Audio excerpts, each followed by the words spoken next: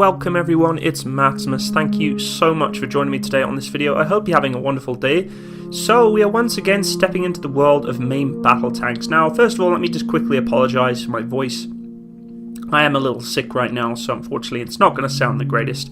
But we are once again stepping into the world of main battle tanks and discussing a particularly interesting vehicle, which again, I do not know much about as of recently. Did some research and thought, well, let's make a video on it because actually this is a very impressive main battle tank.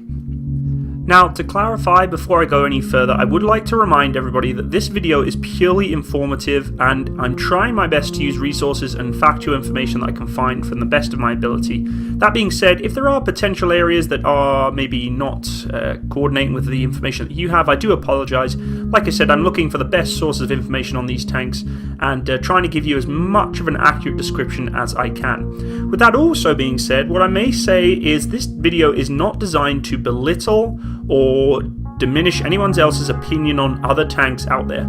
I know for those of you who have very strong passion for tanks, including myself, have a very strong opinionated view on certain tanks, and I do not want to create this video to say that this tank is better than the other tank. This is not what that video is about. There are hundreds of videos out there of the top 10 tanks and the best tanks in the world. Look guys, I've operated around tanks a lot, and there is no best tank. Okay, there isn't. It doesn't work like that, in my opinion. Okay, every tank is suited for its own particular environment, its own particular army, its own particular military strength.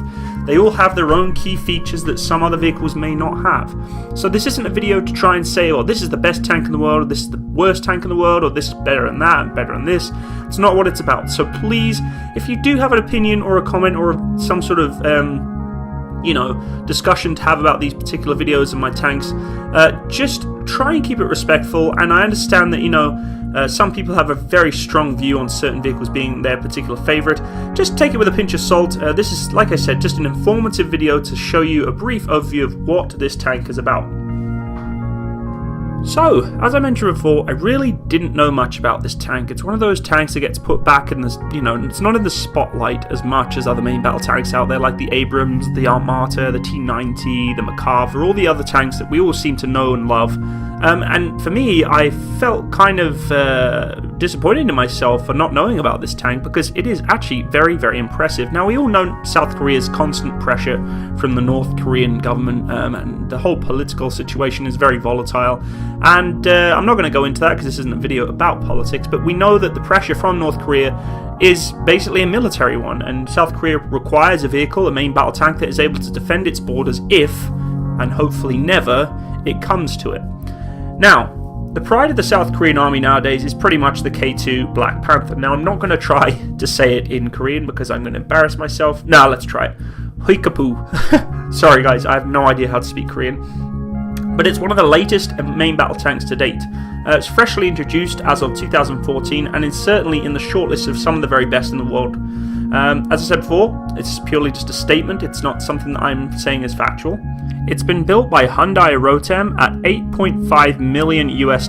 This was a far cry for the M48K it replaced, or even compared to the K1, its predecessor.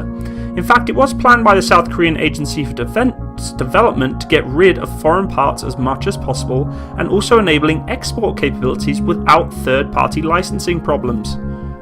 Of course, the K1A1 already showed the way and was superior to any North Korean tank at its time. Development started in 1994, and Rotem's very first designs in the late 1990s tried an unmanned turret, and the Rheinmetall's experimental 140mm smoothbore gun was also, for the time, until company reversed the more conventional 120mm gun, envisioned.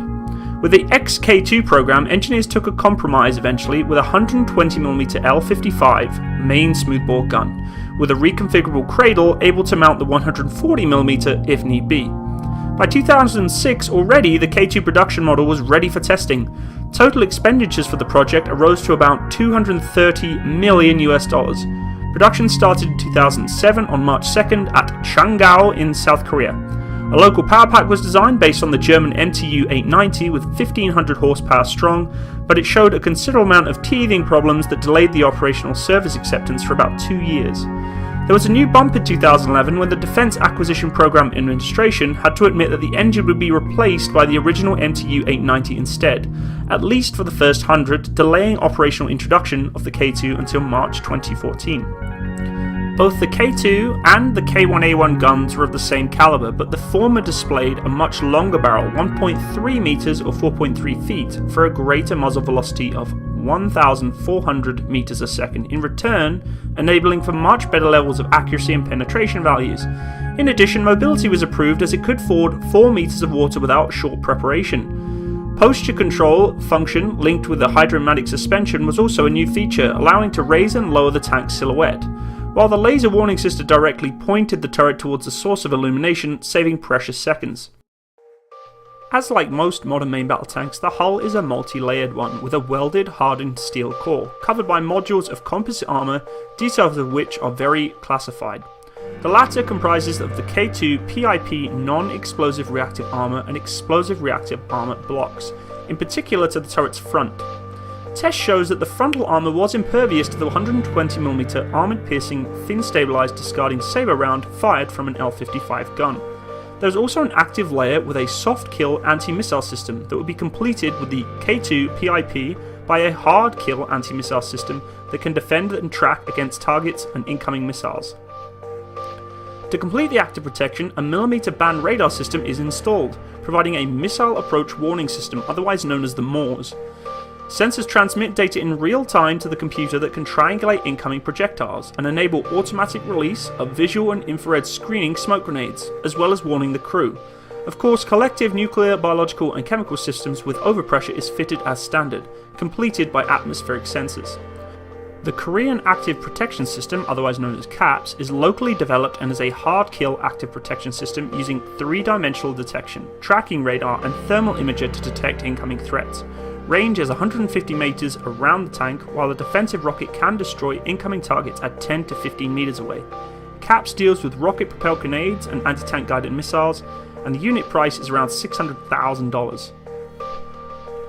The core of the K2 lays in its locally developed Hyundai WIA smoothbore 120mm caliber main gun, complemented by an autoloader similar to the one used on the Leclerc, reducing the crew and allowing for a much greater rate of fire of around 10 rounds per magazine. To serve it, there was a 16-shell ready ammunition magazine with a total of 40 carried between the hull and the turret. Secondary armament comprised of a roof-mounted 12.7mm 50 caliber machine gun and the K6 heavy machine gun of around 3,200 rounds, and a 7.62mm coaxial light machine gun with around 12,000 rounds. The main ammunitions are the APFSDS, along with a kinetic energy penetrator round, secondly for lightly armoured targets or soft targets by a multi-purpose heat chemical energy round similar to the M83A1 Heat MPT. Importantly, there is also specifically developed Korean Smart Top Attack Munition, otherwise known as a KASTAM. Sort of a fire-and-forget autonomous ammunition that operates at around 2 to 8 kilometers, launched in a mortar-type high trajectory. Upon arrival to the target, the onboard millimeter band radar is enabled, and after opening a parachute, it gives time for the infrared and radiometer sensors to seek targets, and when spotted, an explosively formed penetrator is launched from a top-down position. This is a good system to target these generally less well-protected areas of the enemy tanks. Choice of the target can also be commanded by the gunner from a remote link inside the tank. In terms of mobility, the K2 is very impressive.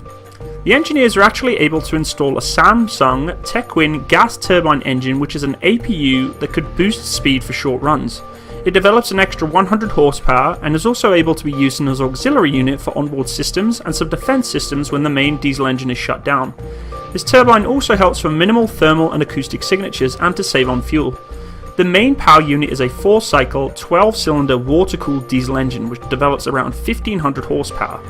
Originally built by Hyundai, the second series planned in 2014 plus, whereas the first batch of 100 was powered by the German MTU-80 diesel.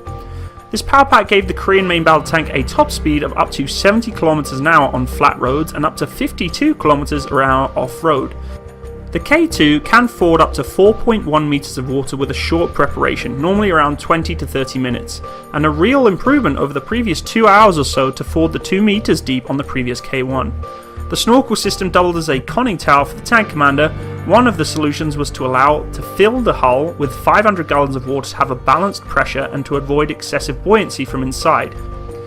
The K2s that are currently in service entered service in around 2013, early from around about 25 of them, and in 2014 officially as stated with the German MTU engine instead of the domestic power pack for the first batch. As of today, according to the military factory, 241 K2s have been delivered by a consortium including Hyundai Rotem Agency Samsung, Doosan, World Industries, Ace Corporation. Total number of tanks planned for South Korea is around 680 for the late 2020s and early 2030s, including the upgraded variant, the K2 PIP. If so, South Korea would field quite an impressive array of modern tanks to replace its age-old M48 M60K, added to the already existing 1500 modernised PIP K1 and K1A1 tanks, for the grand total of 2,180 modern main battle tanks, to compare, for example, to the 400 Leclercs in service with the French army. According to the most of sources that I found out there, around 602 were deployed and around 100 more requested by the army as of 2016 in May, and they are to be deployed on the border against North Korea.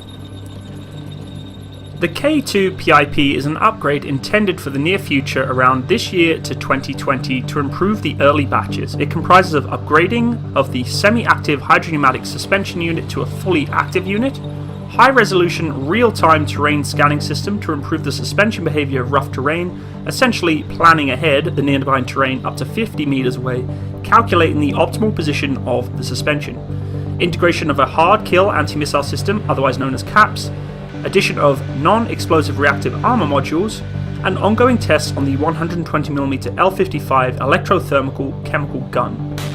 There is also the export of this particular tank, otherwise known as the Altay. Turkey adopted the K2, indeed, after competing in a competition held against the Leclerc and Leopard 2. The K2 won, and in June 2007 negotiations ended with an arms deal contract of around $540 million with Okatar for licensing the K2 design in Turkey.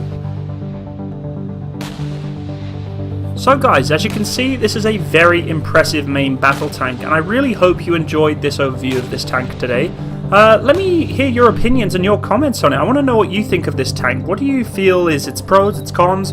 Do you feel like it will keep up with the modern standard of main battle tanks today? Do you think it's something that is going to be exported more? Give me your opinions on it. I mean, a lot of people have touched base in the past on some of my other videos in terms of the auto-loading system. Something that I definitely feel that modern tanks are definitely going to integrate. Do I agree with it? Yeah, I'm starting actually to come around a little bit, which is something I was kind of surprised at, considering my last video. A lot of people gave me a lot of information and input that kind of changed my mind a little bit.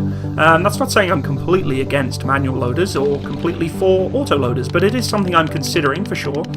So yeah, I really hope you enjoyed today's video, guys. Please leave a like if you enjoyed it, and if you disliked it, leave a dislike. I mean, it's completely subjective. I understand that this isn't for everyone, and maybe you just don't like my videos. I totally understand it. But please, if you do have an opinion or a comment, please be respectful to one another. I don't want to, have to jump in on the comments section and people just fighting it out. It's just kind of silly, really. It is just a tank, guys, at the end of the day. Also, guys, if you haven't checked out my Discord channel, please feel free to. The link is in the description below. I'm also on Facebook, so if you want to share the video around, please feel free to.